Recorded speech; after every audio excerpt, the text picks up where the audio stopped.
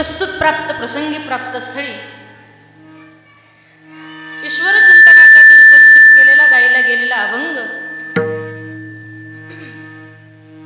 वारकरी संप्रदायाच्या कलशस्थानी विराजमान असणारे वैराग्य महामेरू श्रीमंत श्री जगद्गुरु तुकोबरा यांचा चार चरणाचा आणि भगवान परमात्म्याला अकांताने हाक मारणारा हा अभंग आहे. विठ्ठल मला आवाज व्यवस्थित येतोय का?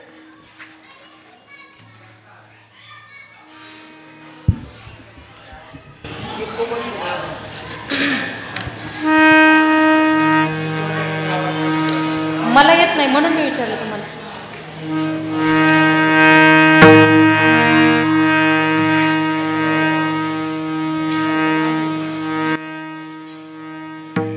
प्रस्तुत अभंगाच्या माध्यमातून जगद्गुरु श्री तुकोबराय भगवान श्री पांडुरंग परमात्म्याकडे आर्त हाक जगद्गुरु तुकोबराय भगवंताला देतात.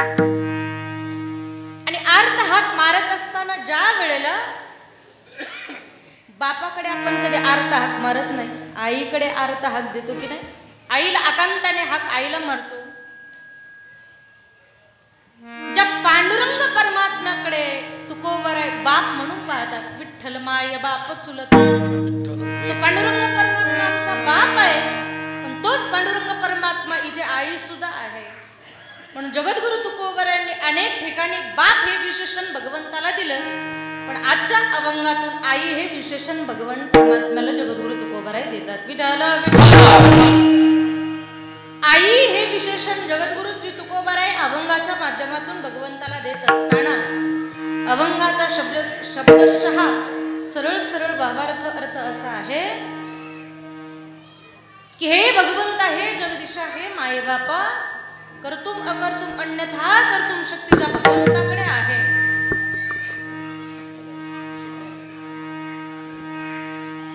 असा जगदाधार जगदाधीश पांडुरंग परमात्मा, पांडुरंग परमात्म्याला जगद्गुरु तुकोबराय अकांताने हाक मारतात आणि हे भगवंता दाव घाली आई. असा प्रसंग माझ्या जगद्गुरु तुकोबरायांच्या जीवनामध्ये प्रकट झाला, प्राप्त झाला, आणि त्या प्रसंगाला अनुसरून जगद्गुरु तुकोबरायांनी भगवंताला हाक मारली, दाव घाली. देवा, आता या क्षणाला तू धावून यावं, क्षणाचाही विलंब न करता तू माझ्या समोर प्रकट व्हावं, दाव घाली आई.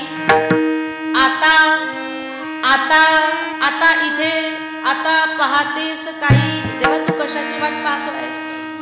भगवंता, तू धावत धावत यावं, कशाचीही वाट पाहू नये, धावत धावत यावं आणि माझ्या समोर प्रकट व्हावं. हे पांडुरंगा, माझ्या पोटामध्ये, माझ्या अंतःकरणामध्ये आता धीर, वेळ शिल्लक राहिला नाही. धीर म्हणजे मी आता तुझी वाट पाहू शकत नाही. धीर नाही माझे पोटी, झालो वियोगी हिमपुटी. भगवंत आणि तुकोबराय यांच्यामध्ये पडलेलं जे अंतर आहे, ते वियोगाचं अंतर. तुकोबराय म्हणतात, आता मी त्याच्यासाठी वाट पाहू शकत नाही, आता धीर धरू शकत नाही. भगवंता, भगवान परमात्मा प्रकट झाल्यानंतर तुकोबराय म्हणतात, त्याच क्षणी परमात्मा प्रकट झाले आणि प्रकट झाल्यानंतर तुकोबराय म्हणतात, देवा, तू प्रकट झाल्यानंतर पहिली स्थिती काय असेल? करावे शीतळ बहु झाली हळहळ. देवा, हा जो देह आहे, हे जे अंतःकरण आहे, या अंतःकरणाला तू शांतता प्रदान करण्याचं काम तू करावं.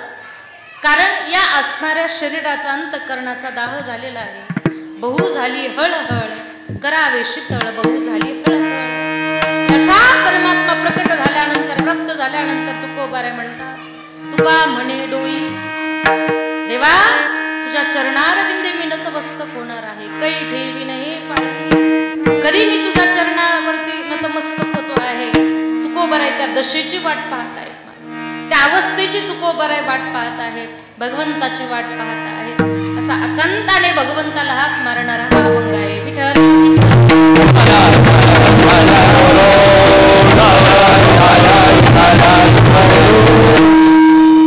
अभंगाचा शब्दशः अर्थ तुमच्या समोर तुम्ही सर्व श्रोते, सज्जन, मायबाप, माता, भगिनी, सर्व श्रोत्यांच्या चरणारविंदे अभंगाचा भावार्थ बी ठेवण्याचा प्रयत्न केलेला आहे. अभंगाचा भावार्थ असाच असेल अभंगाचा अर्थ असाच असेल असा माझा दावा नाही, परंतु तरी सुद्धा भावार्थ तुमच्या चरणारविंदे ठेवण्याचा प्रयत्न केलेला आहे. अभंगाकडे वळण्यापूर्वी अल्पसा पर्याय द्यायचा, तो म्हणजे असा: सालाबाद प्रमाणे याही वर्षी भगवान श्री पांडुरंग परमात्म्याच्या असीम कृपेद्वारा या जगाची असणारी जगत जननी शारदा माता, आई भगवती, आई जगदंबा, आई रेणुका माता, आई तुळजा भवानी, जगदंबा माता, रेणुका मातेचा असणारा हा शारदीय नवरात्र महोत्सव आणि या महोत्सवाच्या निमित्ताने चालत असलेला हा आपला भव्य आणि दिव्य अशा स्वरूपाचा श्री क्षेत्र साळवण देवी देवस्थान आणि या मातेच्या असणाऱ्या प्रांगणामध्ये चालत असलेला आपला भव्य आणि दिव्य अशा स्वरूपाचा हा अखंड हरिनाम नामयज्ञ सप्ताह सोहळा. आणि या नामयज्ञ सप्ताह सोहळ्यामध्ये मला आज कितवा दिवस आहे, 5व्या दिवसाची सेवा करण्याचं सौभाग्य मला आज या ठिकाणी प्राप्त झालेलं आहे. 5व्या दिवसाची सेवा, ही सेवा माझ्या वाट्याला आली. ही भगवान परमात्म्याची, आई भगवतीची फार मोठी माझ्यावरती असणारी कृपा आहे. याच्या पाठीमागही 1-2 वेळा सेवा करण्याचा योग मला प्राप्त झाला होता, पण आज बऱ्याच वर्षानंतर पुन्हा एकदा तुमच्या सर्व श्रीगोंदा ग्रामस्थांचं दर्शन मला या ठिकाणी झालं. ही खऱ्या अर्थानं आनंदाची गोष्ट आहे. ज्यांच्या वतीनं मला ही सेवा करण्याचा गोड अशा प्रकारचा योग प्राप्त झाला, असे असणारे आपल्या परिसराचं भूषण आदरणीय, माझ्यावरती नेहमीच पितृवत प्रेम करणारे, या सप्ताहाचं असणारं आयोजक नियोजक काय असेल ते आदरणीय हरिभक्तीपरायण देवराम महाराज धुमळ यांच्या मार्गदर्शनाने किंवा यांच्या वतीने ही सेवा मला प्राप्त झालेली आहे.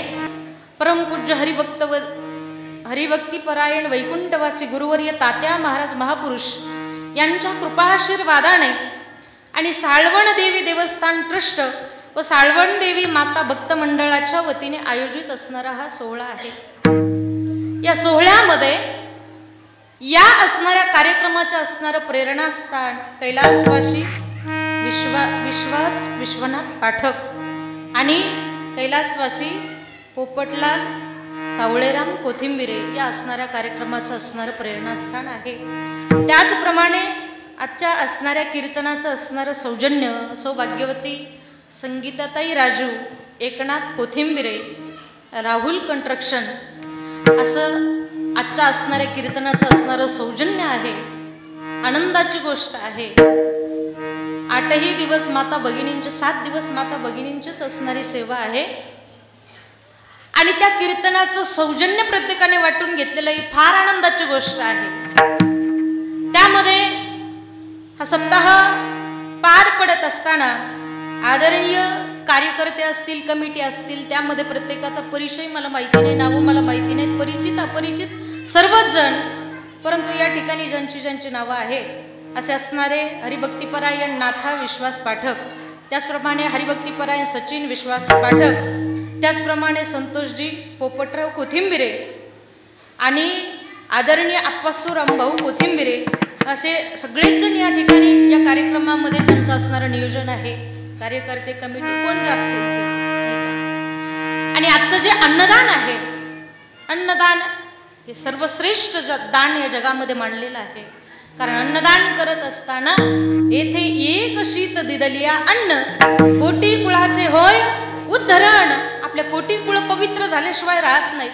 आपण अन्नदान करतो, द्रव्यदान करतो, नाही का. बऱ्याच अनेक गोष्टींचं दान आपल्याला शास्त्रामध्ये सांगितलेलं आहे. पण ते दान करत असताना नेमकं कोणत्या ठिकाणी ते दान करावं, तर ज्या ठिकाणी भगवंताच्या नामाचा नामघोष चाललेला आहे त्या ठिकाणी आपण दान केलं पाहिजे. आजचा अन्नदान ज्यांचं आहे ते असणारे अन्नदाते रामदास नारायण धुमाळ यांचं उत्कृष्ट अशा प्रकारचं आपली सेवा संपल्यानंतर त्यांचं उत्कृष्ट अशा प्रकारचं अन्नदान आहे. अशा सर्वांच्या उपस्थितीमध्ये या स्टेजवरती विराजमान असणारे हार्मोनियम वादक असतील, नाही का. बऱ्याच ठिकाणी कीर्तनाला गेल्यानंतर प्रसंग येतो, एकही पखवाजा मिळत नाही, पण आपलं मोठं भाग्य आहे साळवण देवी ग्रामस्थांचं, कोथिंबिरे वस्ती, धुमाळ वस्तीचं फार मोठं भाग्य आहे. एक पखवाज नाही, आपल्याला 2-2 पखवाज आहेत महाराज. इंद्राच्या दरबारामध्ये जसं इंद्रो वादिन मृदुंग, तसं आपल्या इथे सुद्धा हे इंद्रासारखे 2-2 पखवाजे आपल्याला लाभले, ते सुद्धा आपलं भाग्य आहे. विठ्ठल. आणि टाळकऱ्यांचा तर विषयच नाही महाराज. तुकोबारांच्या कीर्तनात 14 टाळकरी होते, पण आमच्या कीर्तनामध्ये टाळ शिल्लक राहिले नाही महाराज. एवढे टाळकरी आम्हाला या ठिकाणी प्राप्त झाले.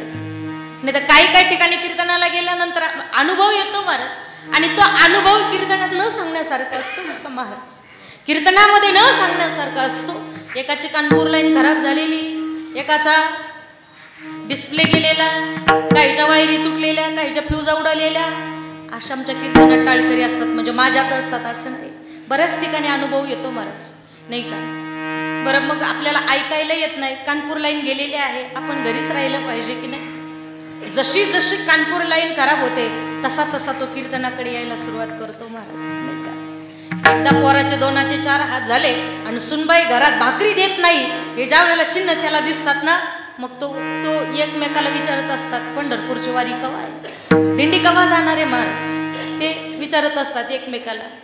ते मग कीर्तनाकडे येतात, सप्त्याकडे येतात, सप्त्याची वाट पाहतात. हा सप्ताह झाला की तो सप्ताह, तो सप्ताह झाला की तो सप्ताह महाराज. घरी जातच नाहीत महाराज. कोण विचारतो घरी यांना? अरे आपल्याला किंमत तोपर्यंत आहे जोपर्यंत आपल्याकडे धन आहे, संपत्ती, पैसा आहे, जोपर्यंत आपल्याकडे आहे ना, तोपर्यंत आपल्याला घरात किंमत आहे महाराज. तोपर्यंत आपल्याला घरात किंमत आहे.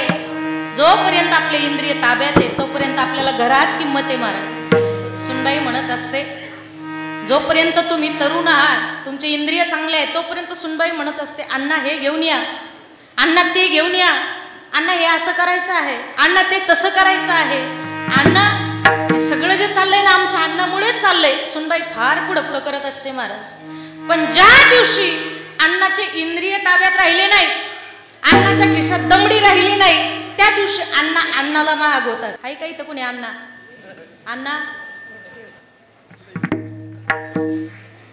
अण्णाचं नाव घेतलं म्हणून अण्णाला वाटण ताईने काय माझ्यावरच घेतलं का काय काय. पण तसं नसतं. ते कीर्तन म्हणजे रेडीमेड कपडा असतो. तो एखाद्याला असा फिट्ट बसतो, माप न घेता फिट्ट बसतो, आणि त्याला वाटतं महाराजांनी काय मलाच उद्देशून बोलले का काय. पण तसं नसतं. ते अण्णा, काका, बाबा, तात्या, दादा हे सगळ्यांसाठी आहे महाराज. जोपर्यंत आपल्याकडे सगळं आहे तोपर्यंत आपल्याला अगदी किंमत आहे. पण ज्या दिवशी आपले इंद्रिय ताब्यात राहिले नाही त्या दिवशी आपल्याला किंमत नाही महाराज, नाही का. बऱ्याच ठिकाणी गेल्यानंतर अनेक टाळकरी, भरपूर टाळकरी असतात, भरपूर श्रोते असतात. पण काही आजचा फार भाग्याची गोष्ट आहे. माता भगिनी आहेत, पुरुष वर्ग आहेत, आणि आनंदाचा उत्सव या ठिकाणी प्राप्त होतो आहे. तर काही ठिकाणी गेले वर भला मोठा मांडवून खाली 5 पांडव, ऐकायलाच कोणी नाही महाराज कीर्तन. पण या ठिकाणी भव्य दिव्य अशा प्रकारे असणारे श्रोते आहेत, टाळकरी आहेत, माळकरी आहेत, विनेकरी आहेत, साऊंड सिस्टम आहे. सगळ्यात महत्त्वाचं म्हणजे आपला असणारा हा कीर्तन सोहळा, आपला असणारा हा सप्ताह सोहळा अवघ्या जगभरामध्ये किती फॉलोअर्स आहेत तुमचे? 3 लाख फॉलोअर्स आहेत महाराज.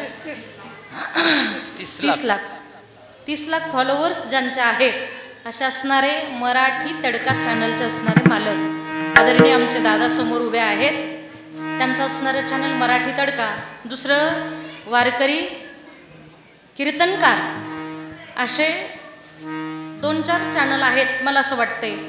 पण आपल्या कार्यक्रमासाठी ज्या चॅनलवरती तुम्हाला कीर्तन दिसणार आहेत तो मराठी तडका. मराठी तडका या चॅनलवरती तुम्हाला कीर्तन पाहायला मिळणार आहे. सगळ्यांनी घरी गेल्यानंतर ते पाहायला अजिबात विसरू नका, नाही का. आणि प्रत्येकाने सबस्क्राईब करायला विसरू नका, हे सांगावं लागतं महाराज. पाहतात आणि पुढे ढकलून देतात, नाही का. मराठी तडका या चॅनलवरती तुम्हाला आपल्या साळवण देवी प्रांगणातले असणारे सर्व कीर्तन ऐकायला मिळणार आहेत, पाहायला मिळणार आहेत. आणि दुसरी आनंदाची गोष्ट म्हणजे आपल्या असणाऱ्या भव्य आणि दिव्य अशा स्वरूपाच्या असणाऱ्या सप्ताह सोहळ्यामध्ये ज्यांच्या मुखार विंदातून आपण ज्ञानेश्वरीचं पारायण करत आहात, ज्ञानेश्वरी पाहून नाही बरं का, ज्ञानेश्वरी वाचून नाही, ज्यांची ज्ञानेश्वरी कंठस्थ आहे, हे जगातलं 8वं आश्चर्यच म्हणावं लागेल. विठ्ठल विठ्ठल.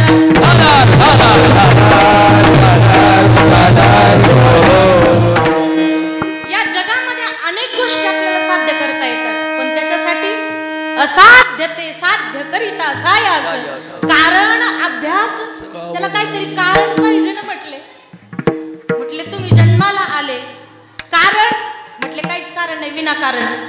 लक्षात येत आहे का तुमच्या? मग तुमच्या चेहऱ्यावर काही हावभावच नाही. अरे प्रत्येक गोष्टीला काहीतरी कारण आहे. ज्यांच्या ज्ञानेश्वरी कंठस्थ आहे, मुखोद्गत आहे. ज्ञानेश्वरी म्हणजे काही सामान्य नाही. मग असा आमचा विषय झाला बाबांचा आणि आमचा. एखादी कविता जर आपण लिहून काढली, एखादा अभंग जर आपल्याला पाहायचा असेल तर तो अभंग आपण 4-4 वेळा पाहतो, 4-4 वेळा 10-10 वेळा तो पाठ करतो. अरे एक श्लोक पाठ करायचा असला तर आपल्याला 4 दिवस तो श्लोक पाठ होत नाही. ज्ञानेश्वरीची ओवी आपल्या लक्षात राहत नाही महाराज. 9000 ओव्या ज्या ज्ञानेश्वरीमध्ये आहेत ते नाही. ती ज्ञानेश्वरी कंठस्थ करण्यासाठी तुका म्हणे होता ठेवा तो या बाबा, हा जन्मोजन्मी आम्ही बहु पुण्य केले.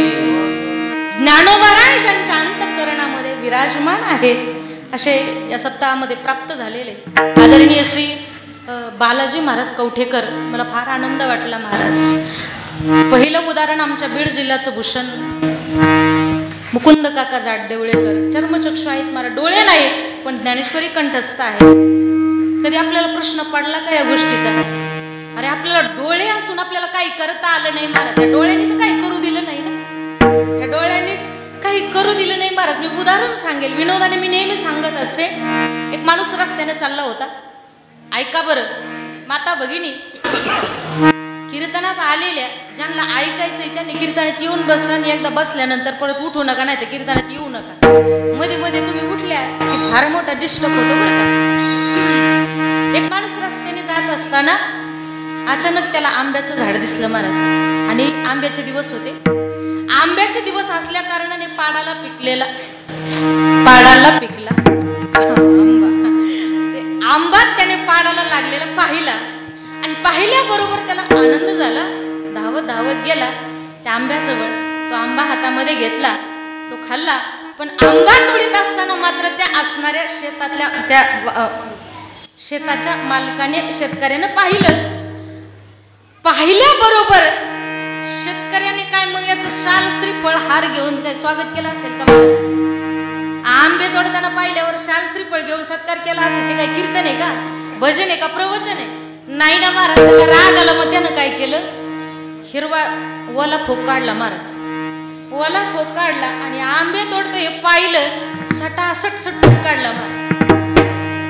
सटासट सटकून काढल्यानंतर त्यानं विचार केला, म्हटला आंबा कुणी पाहिला? डोळ्याने पाहिला महाराज. तिथपर्यंत घेऊन जाणारे पाय आहेत, तिथं गेल्यानंतर तोडणारे मात्र हात आहेत. सेवन करणारी, त्याला चाखून पाहणारी जीभ आहे. आंबा पोटात गेला, पोट तृप्त झालं, मन तृप्त झालं. शेवटी मार मात्र पाठीने खाल्ला. पण मार जरी पाठीने खाल्ला असला तरी अश्रू कुणाला आले? केले कर्म झाले. या डोळ्यांनी आपल्याला काहीच करू दिलं नाही महाराज. पण त्यांच्याकडे डोळे नाहीत. तुम्ही पहा, ऑब्झर्वेशन करून पहा आपल्या जीवनामध्ये. ज्या वेळेला आपले डोळे उघडे आहेत ना, या उघड्या डोळ्यांनी आपल्याला काहीच करता येत नाही महाराज. पण डोळे बंद केल्यानंतर जो दिसतो ना, त्या परमात्म्याने हे डोळे दिलेत. पण पाहण्याकरता हे डोळे लागत नाहीत त्याला पाहण्याकरता. डोळे बंद केल्यानंतर भगवंत आपल्याला दिसतो महाराज.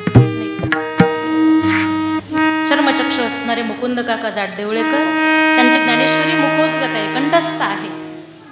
आणि त्याच्यानंतर हे दुसरं उदाहरण मला पाहायला मिळालं. असे आपल्या महाराष्ट्रामध्ये अनेक उदाहरणं आहेत. पाठीमागं आळंदी क्षेत्रामध्ये एक मुलगा नुकताच जन्माला आला होता महाराज. त्याच्या ज्ञानेश्वरी कंठस्थ होती.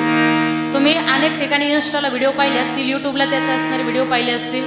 त्याचा सत्कार बऱ्याच ठिकाणी केला गेला. त्याचं कारण असं आहे, प्रत्येक गोष्टीला काहीतरी कारण आहे की नाही माता भगिनी? ऐका बरं, तुमचा फार फायद्याचं आहे. ज्या वेळेला तो मुलगा त्याच्या ज्ञानेश्वरी मुखोद्गत आहे हे ज्या वेळेला आळंदी क्षेत्रातल्या लोकांना कळालं, त्यावेळेला त्याचा सत्कार केला. अनेक मोठमोठ्या वक्त्यांनी, महात्म्यांनी त्याचा सत्कार केला. त्यावेळेला त्याचं कारण विचारलं, त्यावेळेला कारण समजलं. तो पोटामध्ये असताना आईनं ज्ञानेश्वरीचे 108 पारायण केले होते. माहिती आहे ना? त्या आईने 108 ज्ञानेश्वरीचे पारायण केल्यामुळे त्याच्या ज्ञानेश्वरी कंठस्थ आहे. अशा असणारे आमचे बालाजी महाराज कवठेकर इथे कीर्तनासाठी उपस्थित नाहीत महाराज, पण ती ज्ञानेश्वरी जर तुम्हाला ऑनलाईन ऐकायची असेल, ऑनलाईन जर तिचं श्रवण करायचं असेल ना, तरी वारकरी कीर्तनकार या चॅनलवरती असणारी ती ज्ञानेश्वरी आपल्याला पाहायला मिळणार आहे. आवर्जून तुम्ही त्याचं श्रवण करा, ऐका, पहा, नाही का. जीवनामध्ये आपल्याला त्याचं नाही का काहीतरी पुण्य फायदा आपल्या जीवनामध्ये घडल्याशिवाय राहणार नाही. विठ्ठल विठ्ठल सेवेकरिता निवडलेला अभंग जगद्गुरु श्री तुकोबारायांचा आहे आणि या अभंगाच्या माध्यमातून जगद्गुरु तुकोबाराय भगवंताला अर्थ अशा प्रकारचे हाक मारतात महाराज. हा अभंग त्याच अनुषंगाने निवडलेला आहे. जसा प्रसंग असेल त्याचप्रमाणे अभंग असला पाहिजे, नाहीतर वाढदिवसाचं बारशाचं कीर्तन महाराज आणि अभंग घेतला यासाठी केला होता अट्टहास, शेवटचा दिवस गोड व्हावा, नाही का. शेवट तो भला माझा बहु गोड झाला. त्या निमित्ताला प्रसंगाला प्रासंगिकच अभंग तुम्हाला घ्यावा लागेल. म्हणून अगदी आल्यानंतर बाबांना विचारलं. आणि नवरात्र महोत्सव हा अनेक उत्सवांपैकी मानला गेलेला एक पर्व काळ आहे आणि त्या असणाऱ्या पर्व काळाच्या अनुषंगाने धाव घाली आई आता पहातेस काही, धीर नाही माझी पोटी झालो वियोगे हिमपुटी. आपल्या असणाऱ्या महाराष्ट्राच्या कालखंड कालगणनेमध्ये 2 रात्री आपल्याला पाहायला मिळतात. एक आहे शिवरात्र आणि दुसरी आहे नवरात्र. 2 रात्री आपल्याला पाहायला सापडतात. भगवान शिवजींची जी केली जाते, भगवान शिवजींच्या नावाने ज्या ठिकाणी ज्या दिवशी आपण पूजा केली जाते त्याला शिवरात्र असं म्हणतात. आणखी दुसरे एक कारण आहे, जगाचा असणारा मालक भगवान श्री भोले बाबा यांची आहे ती शिवरात्री आणि जगाची असणारी मालकीन तिची आहे ती नवरात्री. विठ्ठल शिवरात्री एकच दिवसाची महाराज, शिवरात्री एकच दिवसाची आहे, पण नवरात्री 9 दिवसाची आहे महाराज. त्याच्या पाठीमागचं कारणही सांगेल मी तुम्हाला. इकडं आमचे पुरुष जेंट्स कुठं कार्यक्रमाला निघाले, त्यांना उरकायचं म्हणलं 10च मिनिटात उरकतात महाराज. 10च मिनिटात उरकून तयार. पण इकडं माता भगिनी 4, 2 तास 5 तास तर नाहीच मेकअप उरकत महाराज. म्हणून भगवान शिवजींची एकच दिवस ती शिवरात्री उरकून घेतलं महाराज एकाच दिवसात. पण आमच्या आई भगवतीच्या मात्र 9 दिवस आणि 9 रात्री, म्हणून नवरात्री. विठ्ठल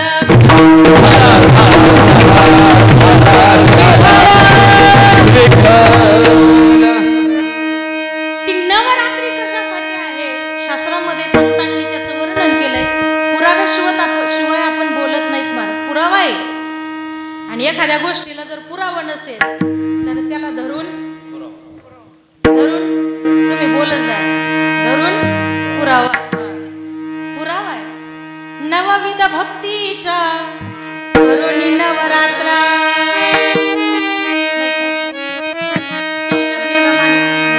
चौचरणी प्रमाण मगाशी महाराजांनी दिलं महाराज. जोवरी चळना गा तोवरी म्हणती माझा.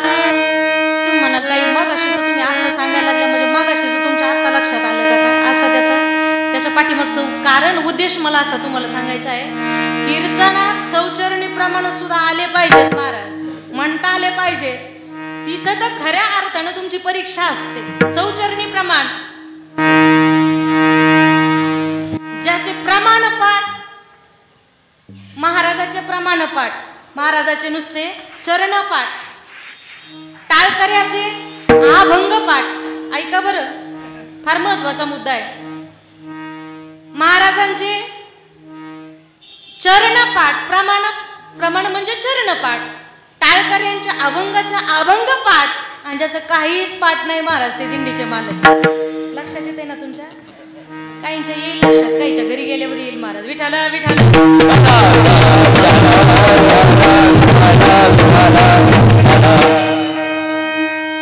नवविध भक्तीच्या करोनी नवरात्र. नवरात्री 9 दिवस कशासाठी आहेत तर आई भगवतीने 9 दिवस आणि 9 रात्री युद्ध केलं. कुणासाठी? महिषासूर नावाचा राक्षस. आई तुळजा भवानी, नाही का. त्वरिता जिचं नाव आहे, त्वरिता म्हणजे तुळजा भवानी. त्या तुळजा भवानीची फार मोठी कथा आहे. कर्कम नावाचे असणारे ब्राह्मण साधू, त्यांची असणारी पत्नी, त्यांनी फार मोठी तपश्चर्या केली आणि मग ती तपश्चर्या केल्यानंतर पुढे पुढे तिचं नाव असणारं त्वरिता. त्वरिता म्हणजे तुळजाभवानी.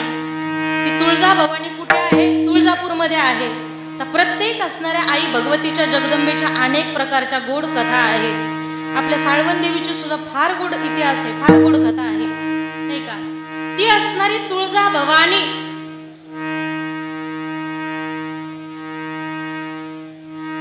ज्या तुळजाभवानीचा आशीर्वाद घेतल्याशिवाय छत्रपती शिवराय युद्धाची सुरुवात करत नव्हते महाराज, ती असणारी आई तुळजाभवानी. त्याचप्रमाणे आणखी आई रेणुका माता, जगदंबा भवानी, प्रत्येक देवीच्या वेगवेगळ्या कथा आपल्याला पाहायला सापडतात. पण त्या वाचल्या पाहिजेत. त्याचं चरित्र, त्या असणाऱ्या चरित्राचं आपण पारायण केलं पाहिजे, आपल्या लक्षामध्ये येईल महाराज, नाही का? आपली असणारी साळवण देवी हे जे मंदिर आहे ना, जुनं मंदिर आहे. आतमध्ये गेल्यानंतर आपल्याला दर्शन होते महाराज. अतिशय जुनं असणारं, पुराणिक असणारं, पुराण असणारं मंदिर. मला तर आल्यानंतर कळालं हे असणारं मंदिर राक्षसांनी बांधून काढलेलं आहे महाराज. किती आनंदाची गोष्ट आहे, विशेष काहीतरी स्वरूप आहे. आणि मंदिराचा इतिहास, आई भगवतीचा इतिहास तर एवढा गोड आहे. पूर्वी एकनाथ पाठक नावाचे एक भक्त होते, आई भगवतीचे असणारे भक्त होते. ते नेहमी माहूरगडची वारी करत होते. आणि माहूरगडची वारी करत असताना वारी करून करून करून एक दिवस थकले आणि शेवटच्या असणाऱ्या वारीला आई भगवतीला सांगून टाकलं, हे आई भगवती, रेणुका माता, आता तुझ्या दर्शनासाठी मला येता येणार नाही, कारण मी आता थकलो आहे. आई भगवतीने सांगितलं, हे बाळा, तू माझ्यापर्यंत येऊ शकत नाहीस, माझी वारी करू शकत नाहीस ना, तुझ्यासाठी मी तुझ्या सोबत घेऊन येते, नाही का? ज्या वेळेला आई रेणुका माता भगवतीने ज्या वेळेला त्या असणाऱ्या एकनाथ पाठकाला सांगितलं, त्यावेळेस आई भगवतीने सांगितल्याप्रमाणे पुढे एकनाथ पाठक चाललेले आहेत, पाठीमागे आई भगवती रेणुका माता एका पाठोपाठ निघालेल्या आहेत. पण त्यामध्ये असा नियम होता, जोपर्यंत गाव जवळ येत नाही किंवा गावामध्ये जात नाही तोपर्यंत पाठीमागं वळून पाहायचं नाही. जसं जसं गाव जवळ आलं तसं तसं नाथांच्या अंतःकरणामध्ये, मनामध्ये असा विचार आला की देवी आपल्या पाठीमागं खरंच असेल का? शंका कुशंका अंतःकरणामध्ये उत्पन्न झाली. आई भगवती खरंच आपल्या पाठीमागं असेल का? म्हणून पाठीमागं वळून पाहिलं आणि वळून पाहिल्याबरोबर त्याच ठिकाणी आई गुप्त झाली महाराज. तिथं आल्यानंतर मला तो इतिहास कळाला. फार आनंदाची गोष्ट आहे, फार आनंद वाटला. परंतु त्यानंतर त्या असणाऱ्या नाथांना फार दुःख झालं अंतःकरणामध्ये की आई भगवती आपण पाठीमागं वळून पाहिल्यामुळे आई या ठिकाणी आपल्यासोबत आता आई येत नाही याचं दुःख वाटू लागलं. मग 3 दिवसानंतर पुन्हा आई साहेब स्वप्नामध्ये आल्या आणि आई साहेब स्वप्नामध्ये आल्यानंतर आईनं सांगितलं, हे भक्ता, दुःख करू नको, मी पुन्हा तुझ्या भेटीसाठी येणार आहे.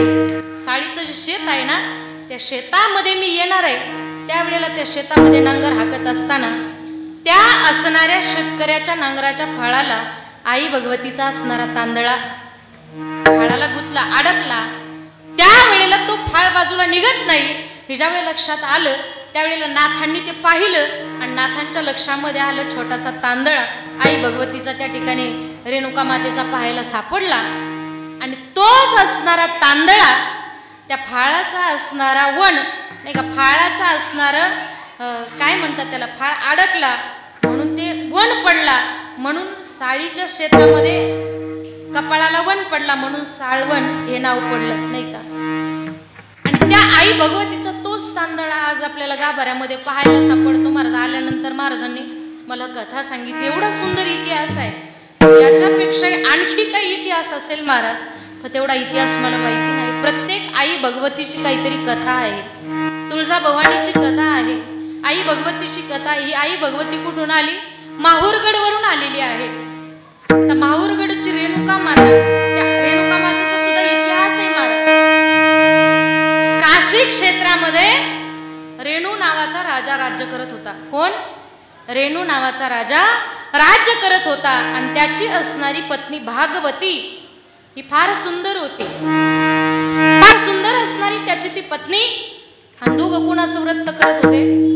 रेणुका मातेचं व्रत करत होते, पण पोटी पुत्र संतान प्राप्ती होत नाही. मग त्यांनी काय केलं? पुत्र कामेष्टी यज्ञ केला, आणि पुत्र कामेष्टी यज्ञ केल्यानंतर त्या यज्ञ भगवान परमात्म्यानं त्याला रेणुका नावाची असणारी कन्या प्रदान केली. आता तिचं पाळण्यामध्ये काय नाव ठेवलं होतं? कामली, कारण ती कमळापासून तिची प्राप्ती झाली होती म्हणून कामली हे नाव ठेवलं होतं. पण बापाचं नाव आहे रेणू, म्हणून तिचं नाव पडलं रेणुका. तिचं नाव काय पडलं? रेणुका. रेणुका हे नाव पडलं. मग पुढे तिची कुमारिका अवस्थेला प्राप्त झाली, तिचा विवाह करायचं ठरवलं. अनेक राजे तिला पाहण्यासाठी येत होते, वरण्यासाठी येत होते. आणि मग शेवटी जमदग्नी नावाचे जे ऋषी आहेत, ऐका ऐका ऐका, जमदग्नी नावाचे जे काही ऋषी आहेत, त्या जमदग्नीने त्या ठिकाणी त्या असणाऱ्या रेणुका सोबत विवाह केला. शास्त्रामध्ये वर्णन केलेलं आहे. त्या जमदग्नीने रेणुका सोबत विवाह केला. विवाह केल्यानंतर त्यांना पाच पुत्रांची प्राप्ती झाली. 5 पुत्रांची प्राप्ती झाली. एक दिवस ती रेणुका नदीवरती स्नानासाठी गेलेली आहे, पाणी आणण्यासाठी गेलेली आहे. महाराज काय असेल ते, पण त्या ठिकाणी नदीवरती गेल्यानंतर एक राजा आपली असणारी प्रेमिका तिच्यासोबत त्या ठिकाणी भ्रमण करत असताना असणारे रेणुकाने पाहिलं, आणि पाहिल्याबरोबर अंतःकरणामध्ये काम जागा झाला. बराच वेळ झाला आपली असणारी पत्नी नदीवरून येत नाही. हे जमदग्नीला जेव्हा कळालं, शोकाकुल अंतःकरणाने वाट पाहू लागले. त्यावेळेला अंतःकरणाने अंतर्ज्ञानाने पाहिलं तर आई भगवतीच्या म्हणजे रेणुकेच्या अंतःकरणामध्ये काम उत्पन्न झाला होता. त्यावेळेला शाप देऊन टाकला. म्हटलं हिला जिवंत ठेवू नका, हिचा शिरच्छेद करा. आपल्या 4 मुलांना सांगितलं, कारण एक वनामध्ये भ्रमण करण्यासाठी गेले होते, त्यांचं नाव परशुराम. त्या 4 सांगितलं हिला जिवंत ठेवू नका, हिचा शिरच्छेद करा. पण त्या मुलांचं धाडस झालं नाही महाराज, मुलांनी ऐकलं नाही. मग जमदग्नीला राग आला आणि ह्यांना भस्मसात करून टाकलं 4. ऐका बरं, या 4 भस्मसात करून टाकलं. नंतर पुढे परशुराम घरी आले वनातून. घरी आल्यानंतर हे ज्या वेळेला कृत्य पाहिलं वाईट वाटलं, पण बापाची आज्ञा, बापाने सांगितलं होतं हिचा शिरच्छेद करा. परशुराम धावत गेले आणि शिरधडा वेगळं केलं महाराज, शिरधडा वेगळं केलं. बापाच्या चरणावर साष्टांग प्रणिपात केला आणि बापाने सांगितलं, म्हणजे बापाची आज्ञा मांडली. थोडक्यात जसं शास्त्रामध्ये आहे त्याचप्रमाणे मी तुमच्या समोर सांगण्याचा प्रयत्न करणार आहे. शास्त्राज्ञा, बापाची आज्ञा म्हणून आईचं असणारं शिरधडा वेगळं केलं. जमदग्नी खुश झाले महाराज, जमदग्नी खुश झाले आणि म्हटले, बाळा मी दिलेली आज्ञा तू तंतोतंत पाळली, याच्या मोबदल्यामध्ये मी तुला काय देऊ? हे ज्या वेळेला विचारलं त्यावेळेला परशुरामानं सांगितलं, माझे 4 भावंड जे तुम्ही भस्मसात केलेत आणि ज्या आईचं तुम्ही शिरच्छेद करायला सांगितलंय ना, ते मला परत द्या. काय मागितलं? ते मला परत द्या. परशुरामाचं हे असणारं बोलणं हे जमदग्नीला त्या ठिकाणी खूप भावलं, खूप आनंद झाला आणि पूर्ववत असणारा संसार पुन्हा चालू झाला. पुन्हा संसार चालू झाला. त्यावेळेला त्या उत्पन्न झाला माणूस, लोभ उत्पन्न झाला आणि त्या गायीची मागणी करू लागला. पण त्या ठिकाणी जमदग्नीने ती गाय दिली नाही. उलट त्या गायीच्या असणाऱ्या ताकदीने ते सैन्य पळवून लावण्याचा प्रयत्न केला. पण त्या सहस्रार्जुनाने तिथलंच खाल्लं महाराज आणि त्यांच्यावरच उलटला. त्या सहस्रार्जुने आपलं असणारं सैन्य एकत्र केलं आणि या जमदग्नी आणि रेणुकेवरती सैन्य धावून गेलं महाराज. त्यांचा असणारा त्या ठिकाणी विध्वंस केला, आश्रमाचा विध्वंस केला. जमदग्नीला त्या ठिकाणी ठार केलं आणि पुढे ती असणारी रेणुका, त्या रेणुकेच्या अंगावरती 21 वार केले महाराज. नंतर परशुरामानं ते पाहिलं. आई भगवतीनं रेणुका मातेनं शाप दिला, अरे सहस्रार्जुना माझा मुलगा या ठिकाणी उपस्थित नसताना तू तुझी शक्ती दाखवतोस ना. माझा मुलगा 21 वेळा ही पृथ्वी भस्मसात करून टाकील एवढी ताकद माझ्या मुलामध्ये आहे. नंतर थोड्या वेळाने ज्या वेळेला परशुराम त्या ठिकाणी आले आणि परशुरामाने पाहिलं, अंतःकरणामध्ये मात्र दुःखाची प्राप्ती झाली. फार मोठं व्याकुळ झाले, कारण बापाने पाठीमागे एकदा आईचा शिरच्छेद करायला सांगितला होता. ते एक दुःख आहे जीवनामध्ये. आणखी आपले 4 भावंड गेले होते, ते पुन्हा प्राप्त झाले, पण ते दुःखच अंतःकरणामध्ये आहे. आणि आज बापाचा मृत्यू झाला. महाराज खांद्यावरती कावड घेतलेली आहे, एका टोपलीमध्ये बापाचं प्रेत ठेवलेलं आहे आणि एका टोपलीमध्ये 21 वार जिच्या शरीरावरती झालेले आहे, अशी जगत जननी रेणुका माता परशुरामाने एका कावडीमध्ये ठेवलेली आहे. आणि ते घेऊन ज्या ठिकाणी पुण्यभूमी असेल अशा पुण्यभूमीमध्ये बापाचा असणारा अंत्यविधी करण्यासाठी घेऊन निघालेले आहे. आता अंत्यविधी कोणत्या पुण्यक्षेत्रामध्ये करणार महाराज? मग त्या ठिकाणी नांदेड जिल्ह्यामध्ये किनवट नावाचा तालुका आहे आणि त्या किनवट नावाच्या तालुक्यामध्ये माहूरगड नावाचं गाव आहे.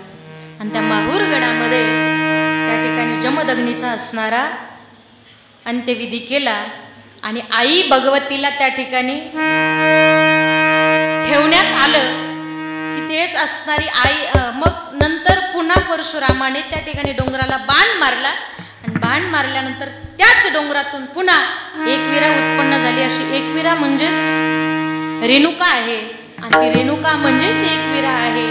पण त्या ठिकाणी अनेक वेळा अनंत रूपे अनंत वेशे देखील ज्ञात्यासी, अनेक वेळा अनेक शत्रूंना मारण्यासाठी वेगळे वेगळे अवतार धारण करावे लागले, म्हणून तिचे नाव वेगळे वेगळे पडले. महाराज विठ्ठल विठ्ठल अनेक रूप आहे, अनेक भक्तांसाठी ते अनेक ठिकाणी प्रगट झालेली आहे. तीच माहूरगडची रेणुका माता आपल्या या साळवण देवी या असणाऱ्या मंदिरामध्ये आईचं असणारं तांदळ आहे, आईचं असणारं नाही का मूर्तिमंत असणारं आईचं स्थान आहे. भव्य दिव्य अशा प्रकारचा हा सोहळा आहे. त्या सोहळ्यामध्ये मला प्राप्त झालेली आजची ही कीर्तनरूपी सेवा. अवघ्या जगभरामध्ये ही असणारी नवरात्र, शारदीय नवरात्र महोत्सव. या नवरात्री कशासाठी आहेत तर नवविध भक्तीच्या करुणी नवरात्रा.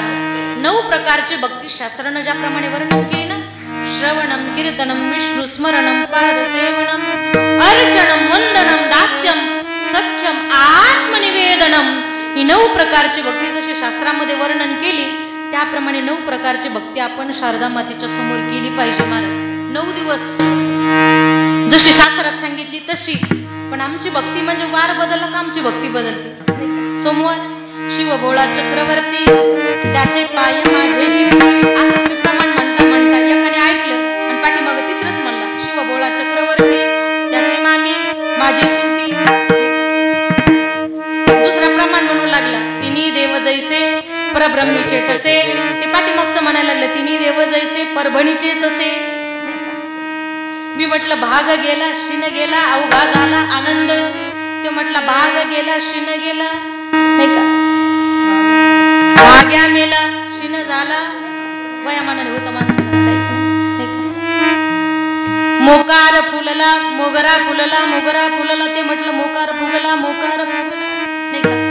काय प्रमाण म्हणतील आणि काय ऐकतील आणि काय म्हणतील महाराज सांगताच नाही का. आता गाव गाव तर एवढ्या आया झाल्यात महाराज, सांगताच येत नाही महाराज. प्रत्येकीच्या आई नाही का अंगात आई आल्या, नाव ठेवणार नाही मी, परंतु असा गोंधळ घालतात असा गोंधळ घालतात गाडी कुठून आणतात काय माहिती. गार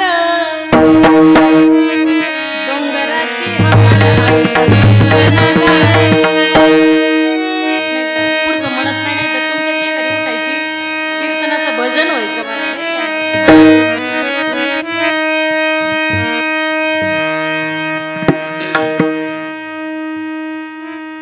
आई ग लखाबाई तुझा सारवते ओढ, सारवते ओढान मला सापडल्या.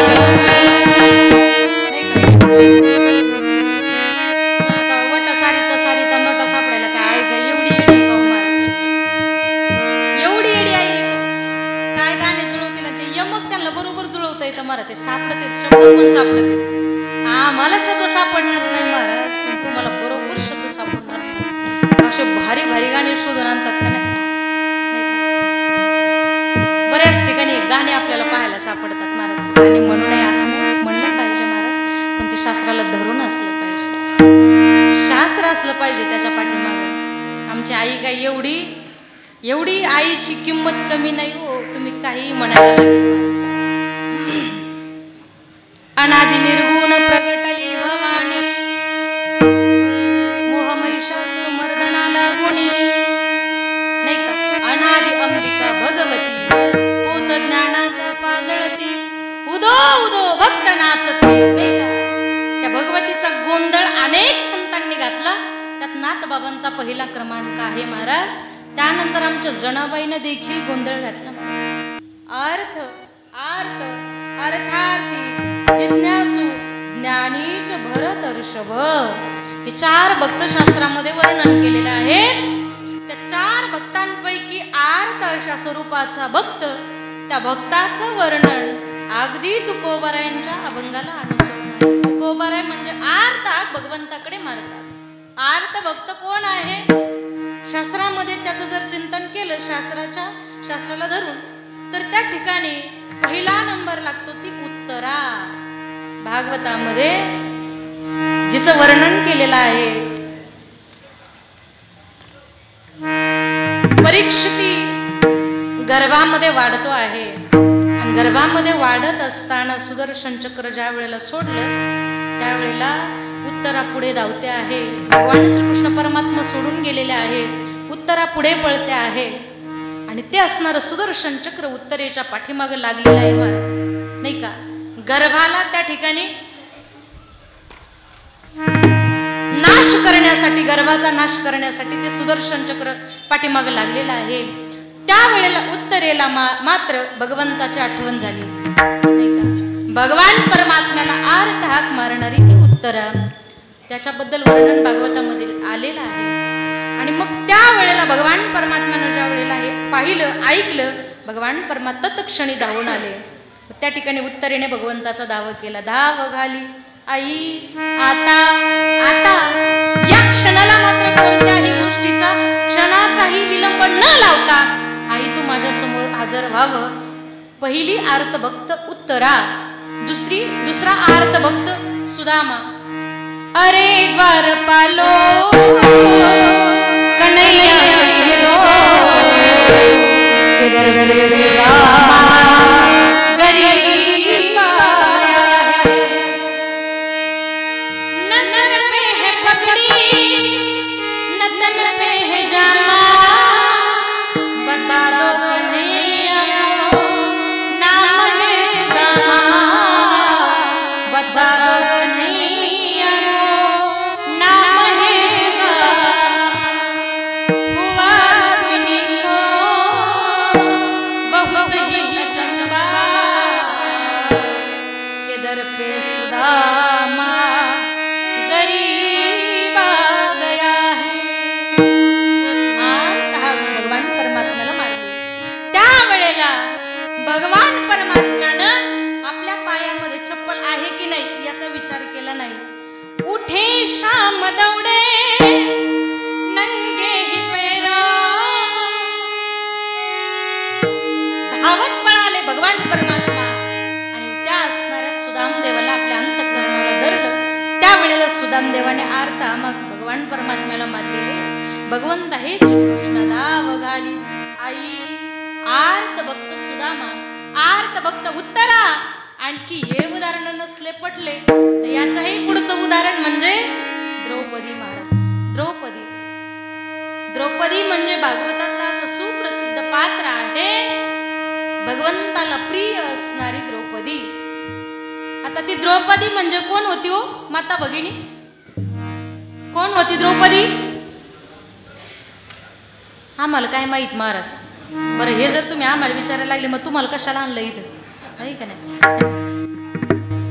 द्रौपदी म्हणजे भगवान श्रीकृष्ण परमात्म्याची असणारी सखी, मानलेली बहीण महाराज. सख्या बहिणीपेक्षा जास्त प्रेम भगवान श्रीकृष्ण परमात्मा द्रौपदीवरती करत होते महाराज. कशामुळे? द्रौपदी ही भगवान परमात्म्याची असणारी आर्त भक्त होती. अतिशय सख्यत्वाचं नातं द्रौपदीचं आणि भगवंताचं होतं महाराज. त्याचं कारण सांगेल मी तुम्हाला. भगवंताची सख्खी बहीण कोण? झोपल्या का काय? भगवंताची सख्खी बहीण मोठ्याने बोला, मला कानपूर लाईन खराब आहे माझी. कोण? भगवंताची सख्खी बहीण सुभद्रा आणि मानलेली बहीण द्रौपदी. पण भगवंताचं जास्त प्रेम मात्र द्रौपदीवरती होतं बरं का आजी. कोणावरती होतं? द्रौपदीवरती होतं. आणि ह्या गोष्टीचं जास्त दुःख कुणाला होतं? उद्धवाला होतं. उद्धव भगवान श्रीकृष्ण परमात्म्याचा असणारा जवळचा भक्त उद्धवाला होतं. आणि उद्धव नेहमी म्हणायचा, देवा तुझी सख्खी बहीण सुभद्रा, मानलेली बहीण द्रौपदी, तरी तू जास्त प्रेम द्रौपदीवर का करतो? हे असणार याचं उत्तर उद्धवाला द्यायचं होतं. मग कृष्णाने एक दिवस काय केलं? किचन मध्ये गेले. नवरात्राचा उपवास होता. किचन मध्ये किलो किलो सफरचंद, केळी, अजून खजूर, अजून शेंगदाण्याचे लाडू, राजगिऱ्याचे लाडू, आणखी काय काय प्रकार करतील महाराज सांगताच येत नाही. दिवसभर चरा आणि नवरात्र. अरे नवरात्र यायच्या अगोदर 9 दिवस आमची तयारी चाललेली असते महाराज. आमचे भगवान श्रीकृष्ण परमात्मा किचन मध्ये गेले आणि किचन मध्ये गेल्यानंतर हातामध्ये सुरी घेतली, सफरचंद घेतलं आणि ते सफरचंद कापायच्या ऐवजी बोट कापून घेतलं. बोट कापून घेतलं नाही का. चतुर आहे महाराज. चतुरा तो शिरोमणी नाही का. खेडी आहे नाही का. त्या भगवान परमात्म्यानं आपलं बोट कापून घेतलं आणि भगवान परमात्मा ते बोट असं धरून निघाले. रस्त्यानं जात असताना पहिला घर नंबर सुभद्रेचा होता. पहिलं घर सुभद्रेचं होतं. असं बोट धरलेलं सुभद्रेनं पाहिलं. हे देवा बोटाला काय केलं? हे सुभद्रे माझ्या बोटाला लागलंय, कापलंय, काहीतरी कशाची तरी चिंदी घेऊन ये. महाराज भगवान श्रीकृष्ण परमात्म्याला 16,108 बायका, 16,108 बायका म्हटल्यानंतर एकेकीसाठी एक रूम तर असन का नाही? आपण एकेकीसाठी 2-2 फ्लॅट घेऊन ठेवतो महाराज नाही का. गावाकडे एक, श्रीगोंद्याला एक नाही का. तरी आपलं मन आवरत नाही महाराज. त्याच्या 16,108 होत्या. एकेकीला एक खोलीत असेल की नाही. मग ज्याच्या 16,108 बायका, त्याचा एवढा मोठा मल, त्याच्या बहिणीचा मल केवढा असेल, त्या बहिणीचा बंगला केवढा असेल. ती द्रौपदी देवपूजा तुळशीला प्रदक्षिणा घालत होती. ते करता करता आतमध्ये गेली चिंदी सापडायला. तोपर्यंत देवाला वेळ कुठं आहे. देवानं तो घर नंबर बदलला. पुढचं घर द्रौपदीचं होतं महाराज. द्रौपदीच्या घरी गेले तर द्रौपदी त्या ठिकाणी तुळशीला सकाळच्या वेळेला तुळशीला प्रदक्षिणा घालीत होती. प्रदक्षिणा घालत असताना लांबूनच तिनं पाहिलं कृष्णाचा हात कशानं तरी कापलेला आहे आणि हातातून खाली रक्त सांडत आहे, बोटातून खाली रक्त सांडत आहे. हे द्रौपदीनं पाहिलं आणि पाहिल्याबरोबर हातातला ताट तांबे फेकून दिला. हातातला ताट तांबे फेकून दिला. धावत धावत धावत धावत द्रौपदी भगवंताजवळ आली आणि भगवंताचं बोट असं 2 बोटांनी दाबून धरलं माणूस. आणि शास्त्रामध्ये असं वर्णन केलेलं आहे, जोपर्यंत आपले मालक जिवंत आहेत, पती जिवंत आहे, नवरा जिवंत आहे, तोपर्यंत त्या बाईनं कधी पदराकडून साडी फाडायची नाही महाराज. जुनी असली काय नवी असली काय महाराज, पदराकडून साडी फाडू नये. पण द्रौपदीने विचार केला, म्हटली आपल्या 5 पती जे आहेत त्या 5 जणांना जिवंत ठेवण्याचं सामर्थ्य किंवा त्यांचा पाठीराखा कोण असेल तर हा भगवान श्रीकृष्ण परमात्मा आहे. मग याचं झालेलं दुःख मी सहन करू शकत नाही. एका क्षणाचाही विलंब न करता द्रौपदीने त्या ठिकाणी टरकंटी असणारी साडी फाडली, पदर फाडला आणि देवाच्या असणाऱ्या बोटाला गुंडाळला महाराज. आणि जी चिंधी भगवंताने बोटाला बांधली होती का नाही, ऐका बरं माता भगिनी, झोपलेल्या शेजारी पाजारीच्या चिमटा घेऊन जागा करा त्यांना नाही का. जी चिंधी भगवंतानं द्रौपदीनं भगवंताच्या बोटाला बांधली होती का नाही, तिला 999 धागे होते. ऐका बरं किती महत्वाचं आहे. 999 धागे त्या चिंदीला असल्या कारणाने भगवान परमात्म्यानं व्याजासहित त्याची परतफेड केली महाराज. पुढे प्रसंग किती गोड आहे ऐका. ज्या वेळेला 999 धागे ज्या चिंदीला आहेत भगवान परमात्म्यानं ते ठेवलं नाही डोक्यावरती कर्ज, भगवंताने ते व्याजासहित फेडलं महाराज. पुढे प्रसंग असा आहे, मूर्ख असणारा दुःशासन नाही का, दुःशासन. आता हे दुःशासन आणि पांडव आणि कौरव हे कोण होते? भाऊ होते महाराज, चुलत भाऊ होते. पण द्रौपदीचं बोलणं नडलं महाराज. माणसाने कसं बोलावं? चांगलं बोलावं महाराज, आणि विचार करून बोलावं. त्या ठिकाणी द्रौपदी एकच शब्द म्हटली, आंधे का पुत्र कसा आहे? आंधा, एवढंच म्हटली आणि महाभारत घडलं महाराज नाही का. त्या दुःशासनानं द्रौपदीला त्या ठिकाणी द्यूतामध्ये जिंकलं आणि तिच्या असणाऱ्या केसामध्ये रजस्वला अवस्थेमध्ये असताना हात घातला आणि फरफटात ओढत आणलं. कुठं? भरसभेमध्ये ओढत आणलं. ओढत आणल्यानंतर द्रौपदी सगळ्यांना विनंती करत होती, मला सोडवा, मला वाचवा, मला सोडवा, मला वाचवा. ऐका ऐका ऐका. द्रौपदी प्रत्येकाला विनंती करत होती, पण सगळे माना खाली घालून बसले होते. त्याच सभेमध्ये भीष्माचार्य होते, द्रोणाचार्य होते, कृपाचार्य होते. महाराज कृपाचार्य म्हणजे असं मोठं पात्र आहे, ज्या वेळेला द्रौपदी सगळ्यांकडे पाहते आहे, ऐका बरं, सगळ्यांकडे पाहते आहे, सगळ्यांनी माना खाली घातल्या, पण ज्या वेळेला कृपाचार्य त्यांच्याकडे द्रौपदीची नजर गेली महाराज, त्या डोळे घालून कृपाचार्य द्रौपदीकडे पाहत होते आणि काहीच करता येत नाही. मग त्या वेळेला कृपाचार्यांनी एक बोट वरती केलं आणि सांगितलं, हे द्रौपदी, या एक बोटाचा अर्थ असा होता, या जगाचा असणारा मालक आता या ठिकाणी तुला वाचवल्याशिवाय राहणार नाही, फक्त त्याचं चिंतन कर. ह्या एक बोट वरती केल्याचा अर्थ द्रौपदीला समजला आणि त्या सभेला विनवणी करणं द्रौपदीने सोडून दिलं महाराज. हे माई बाप्पा, आता या क्षणाला तू काय वेळ लावलाय? आता पाहतेस काही, आता एवढं मोठं संकट माझ्यावरती आलंय आणि तू आता वाट पाहतोयस? भगवंताला हाक मारली महाराज. तो भगवान परमात्मा क्षणाचाही विलंब न लावता द्रौपदीच्या समोर हजर झाले आणि द्रौपदीला विचारलं, हे द्रौपदी, तुला माहिती आहे ना मी कुठे आहे? तैसा हृदयामध्ये मी राम, सर्वा घटी राम देहादी. हृदयामध्ये असताना तुला द्वारकेच्या राया म्हणण्याची गरज काय? तुझ्या हृदयातून निघून मला द्वारकेला जावं लागलं, द्वारकेहून पुन्हा तुझ्या समोर मला विराजमान व्हावं लागलं. हे द्रौपदी, त्यामध्येच एवढा सगळा एक क्षणाचा विलंब, फक्त एक क्षण फक्त तेवढ्या त्या वेळामध्ये गेला. पण हे द्रौपदी, सांग ना आता कुठलं संकट आहे? हे भगवंता, आता या क्षणाला मला तुझ्याशिवाय कोणी वाचू शकत नाही, नाही का. वस्त्र हरण करण्यासाठी तो दुःशासन परावृत्त त्या ठिकाणी झालेला होता. द्रौपदीची असणारी साडी त्या ठिकाणी ओढत होता. मग देव त्या ठिकाणी संकट निवारण करण्यासाठी देवानं दोन हात केले नाहीत महाराज.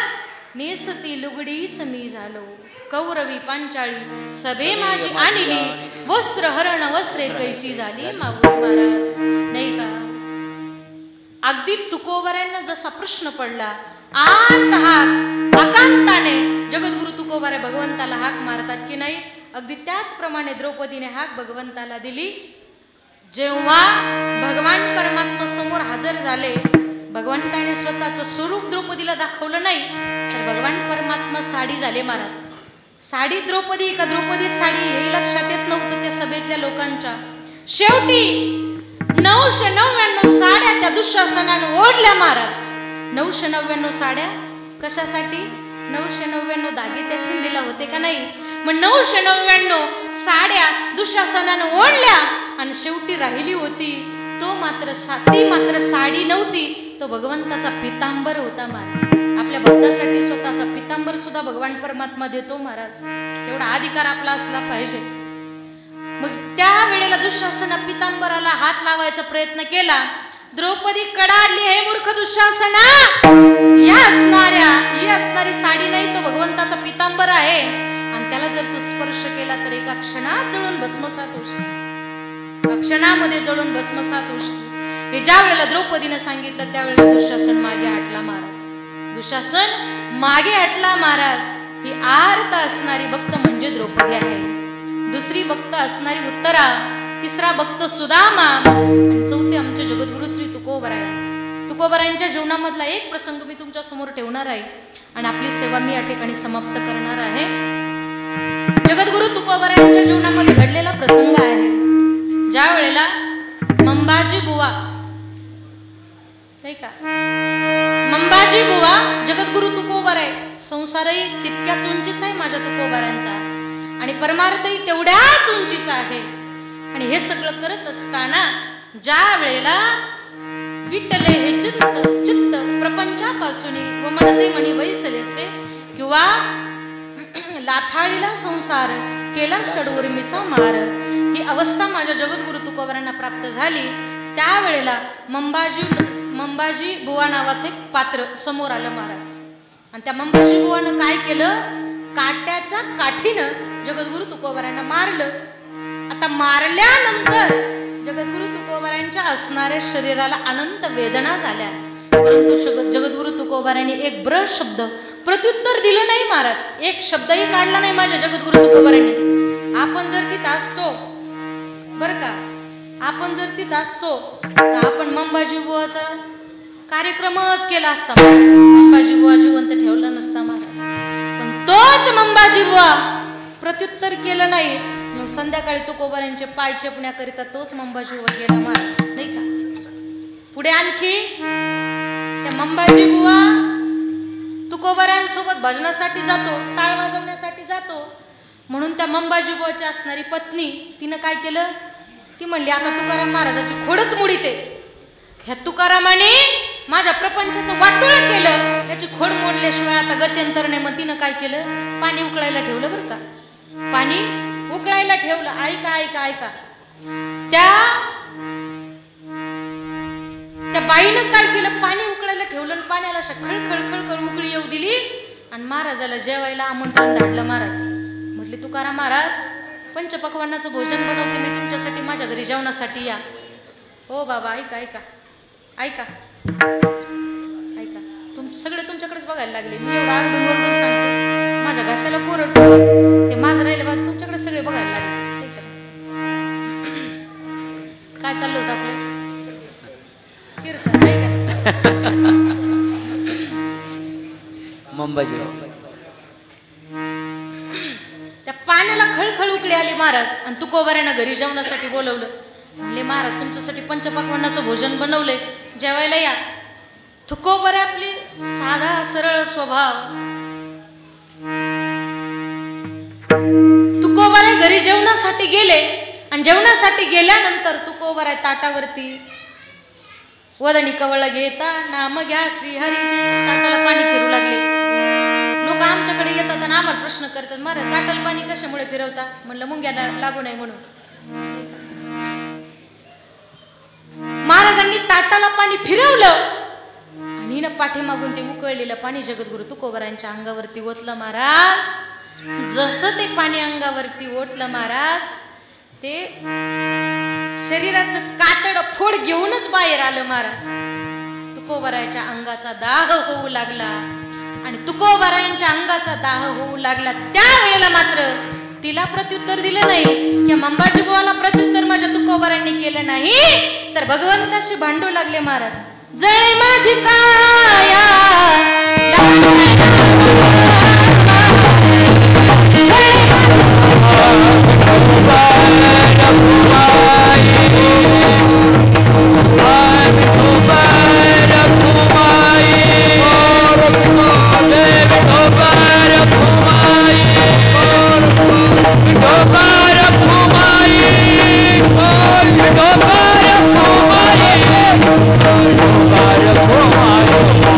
Hey!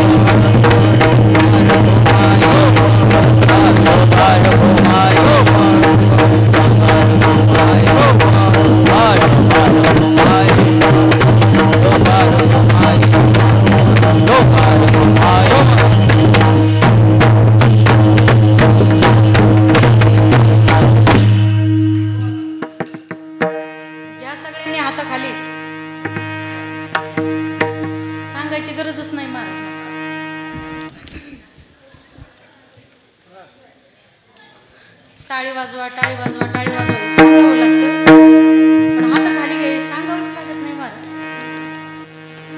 आणि टाळी ही कीर्तनातच वाजली पाहिजे. टाळी वाजवण्याकरिताच कीर्तन आहे महाराज. आणि जे इथं टाळी वाजवण्यासाठी कंजूसी करतात, टाळी वाजवणार नाहीत, हात वरती घेणार नाहीत, आपण विठ्ठल विठ्ठल म्हटलं जरी तरी सुद्धा ज्याला लाज वाटते महाराज, त्याच्यासाठी ऐका बरं, पुढचा जन्म प्राप्त होईल आणि पुढच्या जन्मामध्ये रस्त्यावर काय टोल नाक्यावर कुठून टाळ्या वाजवाव्या लागतील महाराज. लक्षात येते ना तुमच्या? टोल नाक्यावर रस्त्यावर त्याला टाळ्या वाजवाव्या लागतील. म्हणून आज नाही वाजवल्या तरी चालेल, पण उद्यापासून कीर्तनामध्ये टाळी वाजलीच पाहिजे महाराज. मुखाने भगवंताचं चिंतन करा आणि हाताने टाळी वाजवा, त्याच्यासाठी ते कीर्तन आहे. म्हणून धीर नाही माझे पोटी झालो वियोगे हिमपुटी, करावे शीतळ बहु झाली हळहळ. आणि मग असा भगवान परमात्मा प्राप्त झाला. आणि प्राप्त झाल्यानंतर तुकोबारे म्हणतात त्यावेळेला माझी अवस्था कशी आहे, तर ते महाराज अभंगाच्या शेवटच्या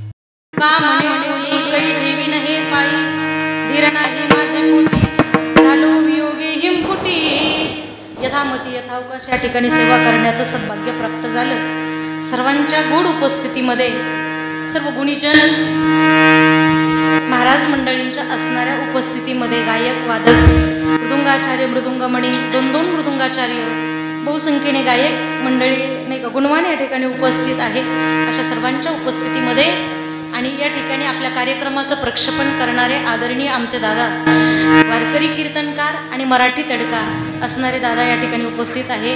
त्यांच्याही चरणारविंदे साष्टांग प्रणिपात. ज्यांच्यामुळे मला ही सेवा प्राप्त झाली असे या कार्यक्रमाचे सर्व कार्यकर्ते कमिटी सर्व कोथिंबिरे कंपनी असेल त्यामध्ये आता नावं प्रत्येकाची माझ्या लक्षात राहिली नाही, त्यामध्ये आदरणीय माझ्यावरती पितृवत प्रेम करणारे मला या ठिकाणी नेहमीच हे स्टेज प्राप्त करून देणारे आदरणीय देवराम बाबा धुमाळ या सर्वांच्याच चरणारविंदे प्रभू तुम्ही महेशाच्या मूर्ती, मी दुबळा अर्पित असे भक्ती म्हणून बोल जरी गंगावती तरी ती स्वीकाराल की, साळुंकी मंजुळ बोलत सेवाने शिकविता धनी वेगळाची, नाही का आपुलिया बळे नाही मी बोलत सखा भगवंत वाचा त्याची, झालेली सेवा आई भगवती जगदंबा रेणू